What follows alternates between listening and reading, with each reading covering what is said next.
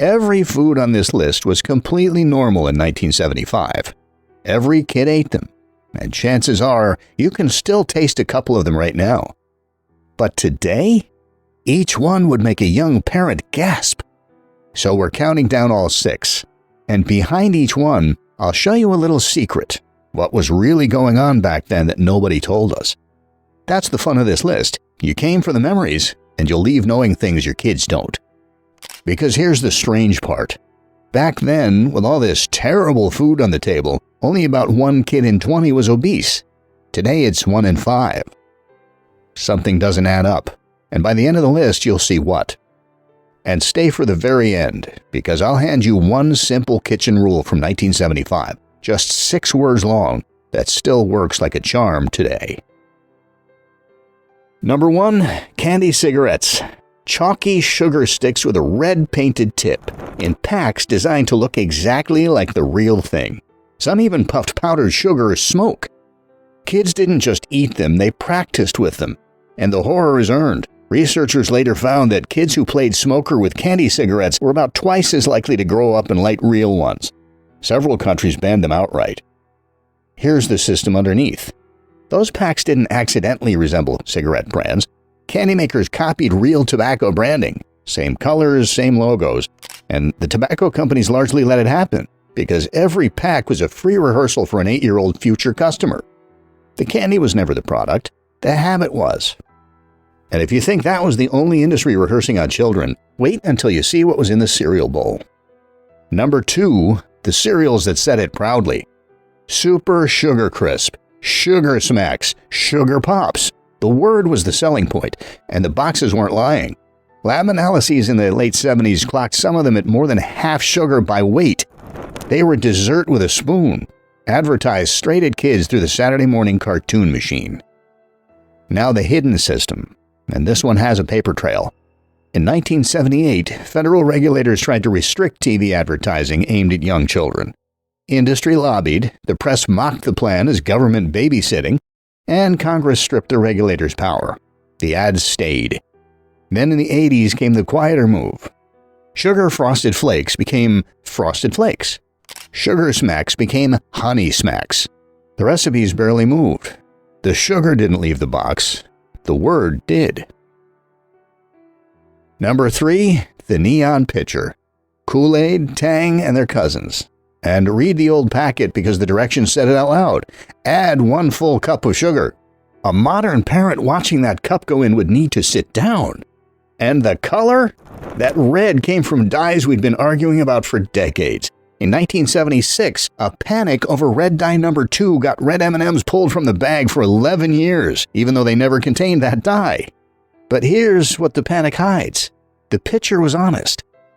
You saw every grain of sugar go in because you put it there, and 1 pitcher served the whole block all afternoon.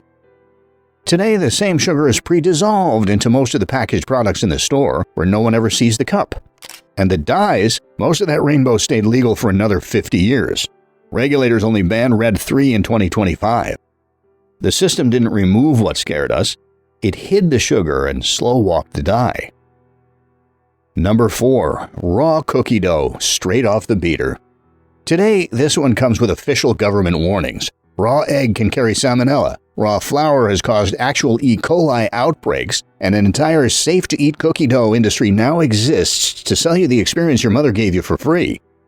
But look underneath. The reason the beater moment was harmless in practice is the same reason kids stayed slim. Dessert required labor. Somebody had to soften the butter, mix the dough, and wait by the oven. A homemade pie is an hour's work, and nobody bakes one twice a day. From scratch was a built-in rate limiter. When dessert moved from the mixing bowl to the shopping cart, the labor disappeared, and with it, the limit. Number 5, the fried bologna sandwich.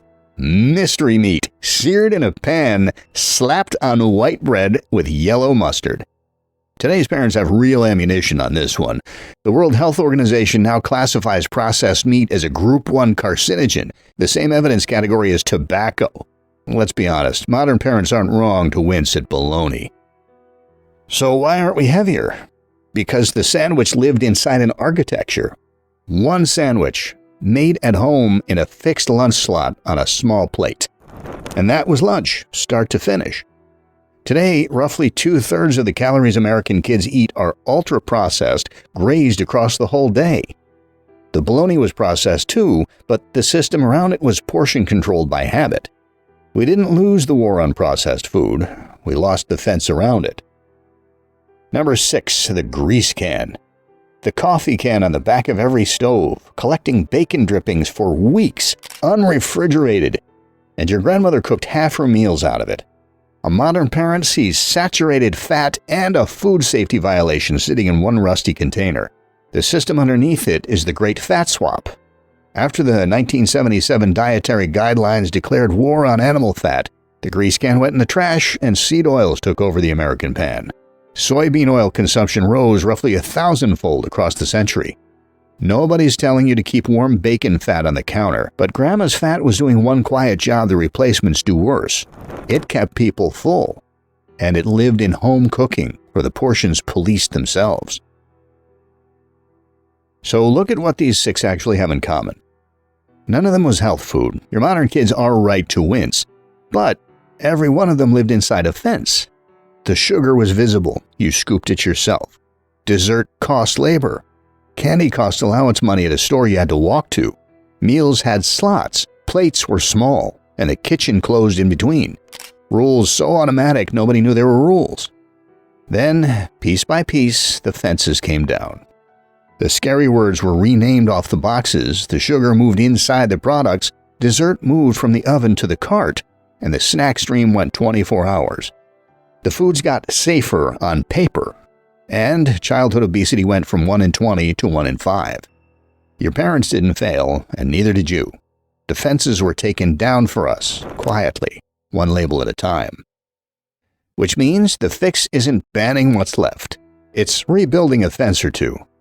These are options, not orders. Which ones fit your house is your call. Make dessert an event again. Bake it, once a week. Grandkids on the beaters. The labor is the limiter, and the memory is free. Use the visible sugar rule. Buy the plain version and sweeten it yourself. Watching the spoon, you'll use half of what the factory does. Close the kitchen between meals, the way it closed itself in 1975. And bring back the corner store rule. Treats are a purchase, an outing, an event, not a pantry shelf that never runs out. And now the one I promised. The 6-word rule that holds every fence at once. In 1975, every kitchen ran it without ever saying it. If nobody cooked it, it's candy. That's the whole rule. Something from a pan, a pot, or an oven is food. Something from a wrapper is a treat, and treats are events, not groceries. It isn't magic, and it isn't a diet. It's structure. But say those 6 words out loud in your house once, and watch them quietly resort your cart, your pantry, and what the grandkids reach for. No bans, no lectures, no willpower required. The old kitchen knew what it was doing. Now you know why. If this opened your eyes, subscribe. This channel digs under the things that quietly changed since the 70s, in your food, your money, your body, and hands you what's underneath. What you do with it stays where it belongs. With you. I'll see you in the next one.